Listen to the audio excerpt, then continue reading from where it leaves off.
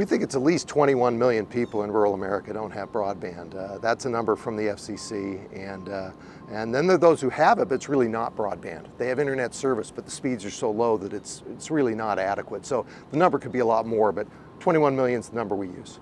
Well, since co-ops are owned by the consumers that they serve, they hear from those consumers.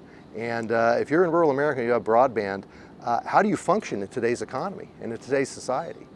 So much of what we do is online. And with the pandemic that we've experienced now, that's just reinforced it. Kids are home from school. People are trying to work from home. If you don't have broadband, how do you do that? So the voices which were loud before the pandemic have gotten even more loud now. You know, the rural areas are sparsely populated. The economics don't pencil out as well. That's why the for-profit companies haven't done it in rural America. That's why broadband doesn't exist.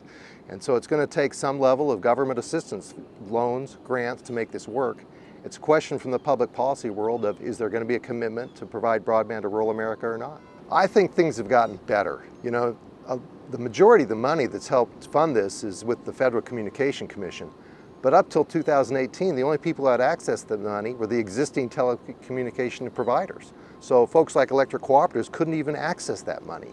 In 2018, that changed.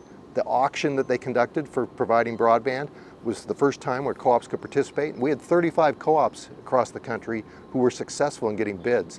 So I like where policy's going in terms of access to that money, but there's more to be done.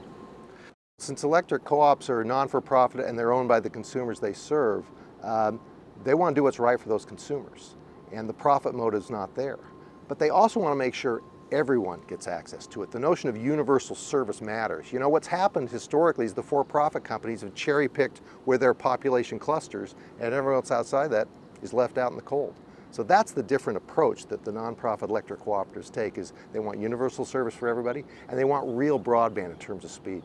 We have electric cooperatives in 48 states, and every location has its unique challenges for providing broadband. In some places, just the level of the terrain makes it where technology is challenging. So some places do fiber directly to the home everywhere. Some places do a combination of fiber and fixed wireless. Some have to, for very remote locations, offer satellite as well. So electric co-ops are grounded in the communities they serve, so they can look at that from a local perspective.